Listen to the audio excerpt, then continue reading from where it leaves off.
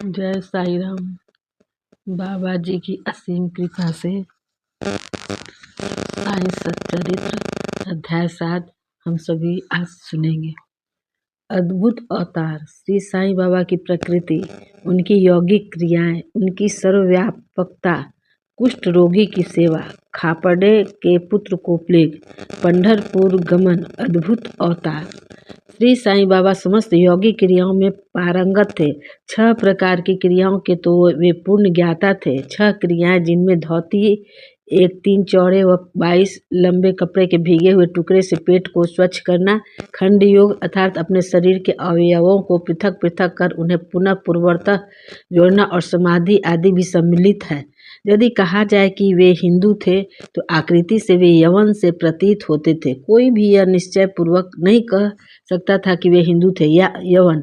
वे हिंदुओं का रामनवमी उत्सव यथाविधि मनाते थे और साथ ही मुसलमानों का चंदनोत्सव भी। वे उत्सव में कुश्ती को प्रोत्साहन तथा विजेताओं को पर्याप्त पुरस्कार देते थे। गोकुल अष्टमी को वे गोपाल काला उत्सव भी बड़े धूमधाम से मनाते थे। ईद के दिन वे मुसलमानों को मस्जिद में नमाज पढ़ने के लिए आमंत्रित किया करते थे।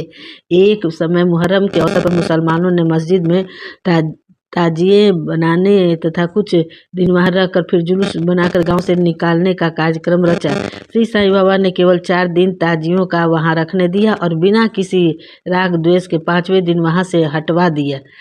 यदि कहे कि ये यवन थे तो उनके कान हिंदुओं की रीति के अनुसार छिदे हुए थे, और यदि कहे कि वे हिंदू थे तो वे सुनता कराने के पक्ष में थे। नाना साहब चांदोरकर, जिन्होंने उनको बहुत समीप से देखा था, उन्होंने बतलाया कि उनकी सुन्नत नहीं हुई थी। साई लीला पत्रिका श्री वी देव द्वारा लिखित शीर्षक बाबा यवन की हिंदू, पृष्ठ 562 देखो। यदि कोई उन्हें हिंदू घोषित करे तो वे सदा मस्जिद में निवास करते थे, और यदि यवन कहें तो वे सदा वहां धुनी प्रज्वलित रखते थे तथा अन्य कर्म जो इस्लाम धर्म के विरुद्ध हैं, जैसे चक्की पीसना, शंख तथा घंटा नाद, होम आदि कर्म करना, अन्नदान और अर्घ्य द्वारा पूजन आदि सदैव वहां चलते रहते थे। यदि कोई कहे कि वे यवन थे तो कुलीन ब्राह्मण और अग्निहोत्री भी अपने नियमों का उल्लंघन कर सदा उनको साष्टांग नमस्कार किया करते थे। जो उनके स्वदेश का पता लगाने गए, उन्हें अपना प्रश्न ही विस्मृत हो गया और वे उनके दर्शन मात्र से मोहित हो गए। अस्तु इसका निर्णय कोई न कर सका कि यथार्थ में साईं बाबा हिंदू थे या वह यवन। इसमें आश्चर्य ही क्या है। जो अहम व इंद्रियजन्य सुखों को तिलांजलि देकर ईश्वर की शरण में आ जाता है तथा जब उसे ईश्वर के साथ अभिन्नता प्राप्त हो जाती है, तब उसकी कोई जाति पाति नहीं रह जाती। इसी कोटि में श्री साईं बाबा थे। वे जातियों और प्राणियों में किंचित मात्र भी भेदभाव नहीं रखते थे। फकीरों के साथ वे आमिष और मछली का सेवन भी कर लेते थे। कुत्ते भी उनके भोजन पात्र में मुंह डालकर स्वतंत्रता पूर्वक खाते थे, परंतु उन्होंने कभी कोई आपत्ति नहीं की। ऐसा अपूर्व और अद्भुत श्री साईं बाबा का अवतार था। गत जन्मों के शुभ संस्कारों के परिणाम स्वरूप मुझे भी उनके श्री चरणों के समीप बैठने और उनका सत्संग लाभ उठाने का सौभाग्य प्राप्त हुआ। मुझे जिस आनंद व सुख का अनुभव हुआ उसका वर्णन मैं किस प्रकार कर सकता हूँ। यथार्थ में बाबा अखंड सच्चिदानंद थे। उनकी महानता और अद्वितीयता का बयान कौन कर सकता है। जिसने उनके श्री चरण कमलों की शरण ली, उसे साक्षात्कार की प्राप्ति हुई। अनेक सन्यासी, साधक और मुमुक्षुजन भी श्री साईं बाबा के पास आया करते थे। बाबा भी सदैव उनके साथ चलते फिरते, उठते बैठते, उनसे वार्तालाप कर उनका चित्तरंजन किया करते थे।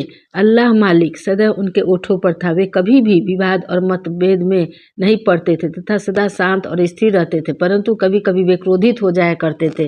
वे सदैव ही वेदांत की शिक्षा दिया करते थे। कोई भी अंत तक न जान सका कि वे श्री साईं बाबा वास्तव में कौन थे। अमीर और गरीब दोनों उनके लिए एक समान थे। वे लोगों के गुहा व्यापार को पूर्णतः जानते थे और जब वे रहस्य प्रकट करते तो सब विस्मित हो जाते थे। स्वयं ज्ञानावतार होकर भी वे सदैव अज्ञानता का प्रदर्शन किया करते थे। उन्हें आदर सत्कार से सदैव अरुचि थी। इसी प्रकार का श्री साईं बाबा का वैशिष्ट्य था। थे तो वे शरीरधारी, परंतु कर्मों से उनकी ईश्वरीयता स्पष्ट झलकती थी। शिरडी के सकल नर नारी उन्हें पर ब्रह्मा ही मानते थे। बाबा की प्रकृति। मैं मूर्ख जो हूँ, श्री साईं बाबा की अद्भुत लीलाओं का वर्णन नहीं कर सकता। शिरडी के प्राय समस्त मंदिरों का उन्होंने जीर्णोद्धार किया।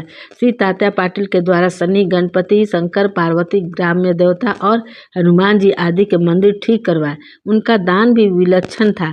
दक्षिणा के रूप में जो धन एकत्रित होता था, उसमें से वे किसी को 20 रुपये, किसी को 15 रुपये या किसी को 50 रुपये, इस प्रकार प्रतिदिन स्वच्छता पूर्वक वितरण कर देते थे। प्राप्ति करता उसे शुद्ध दान समझता था।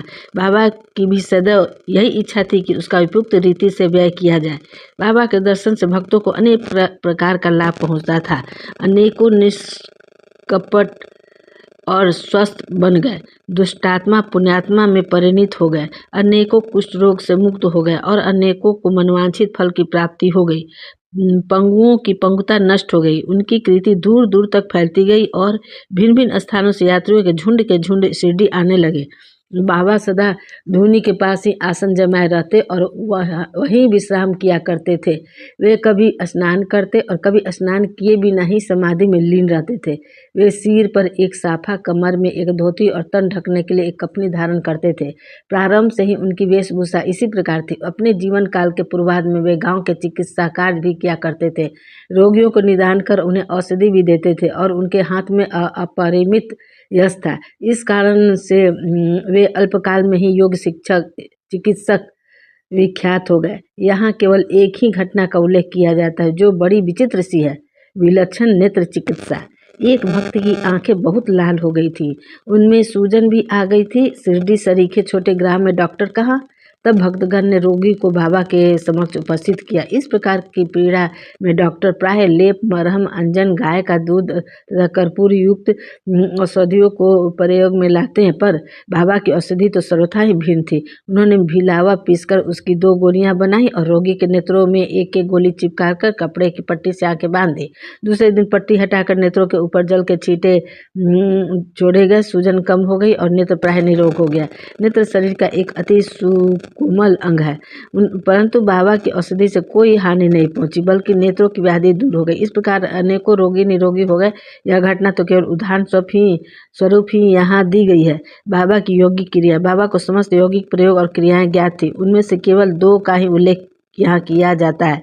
पहला, भौतिक क्रिया, आंतें स्वच्छ करने की क्रिया। प्रति तीसरे दिन बाबा मस्जिद से पर्याप्त दूरी पर एक बट वृक्ष के नीचे किया करते थे। एक अवसर पर लोगों ने देखा कि उन्होंने अपनी आंतों को उधर से बाहर निकालकर उन्हें चारों ओर से स्वच्छ किया और समीप के वृक्ष पर सूखने के लिए रख दिया।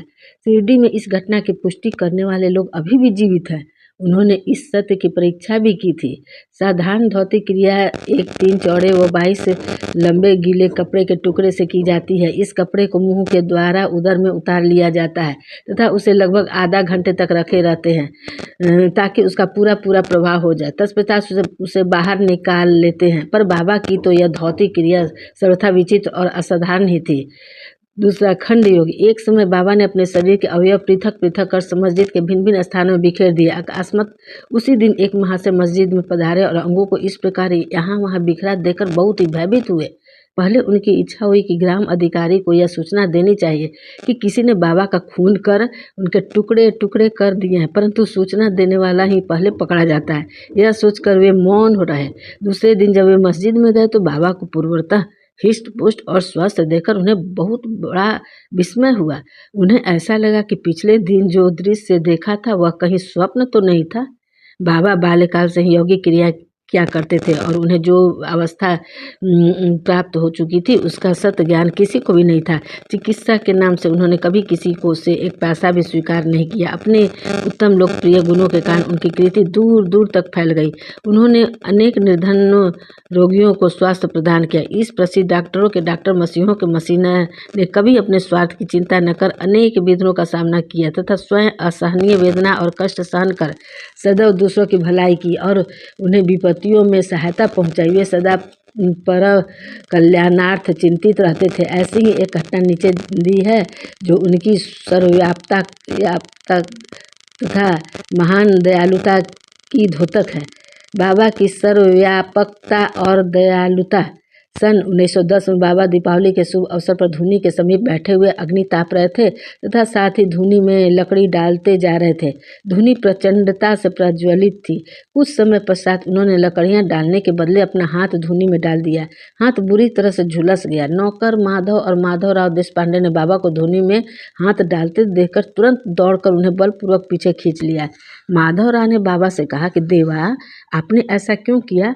बाबा सावधान होकर कहने लगे, यहाँ से कुछ दूरी पर एक लुहारिन जब भट्टी धौंक रही थी, उसी समय उसके पति ने उसे बुलाया।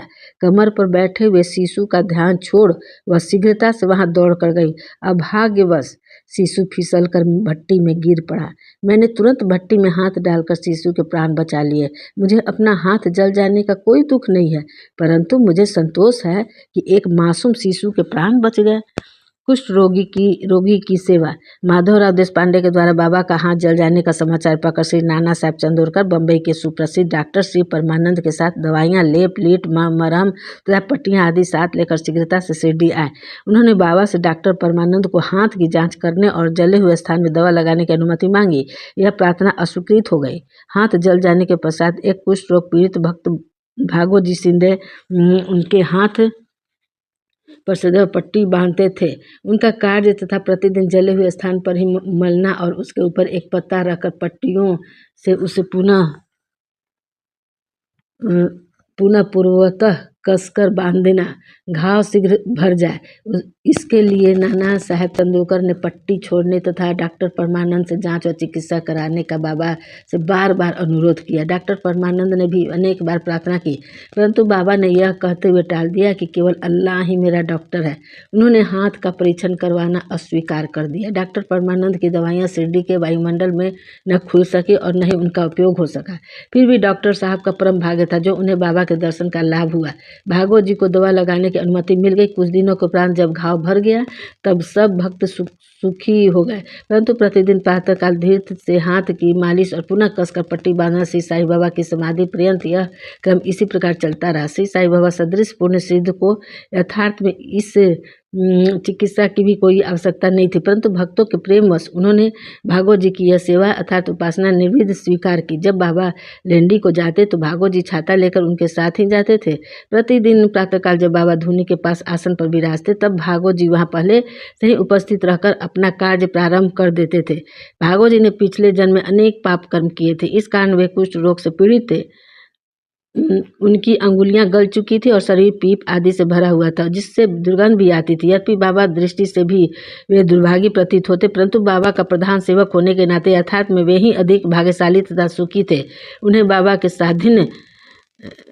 सानिध्य का पूर्ण लाभ प्राप्त हुआ। बालक खापरडे का प्लेग।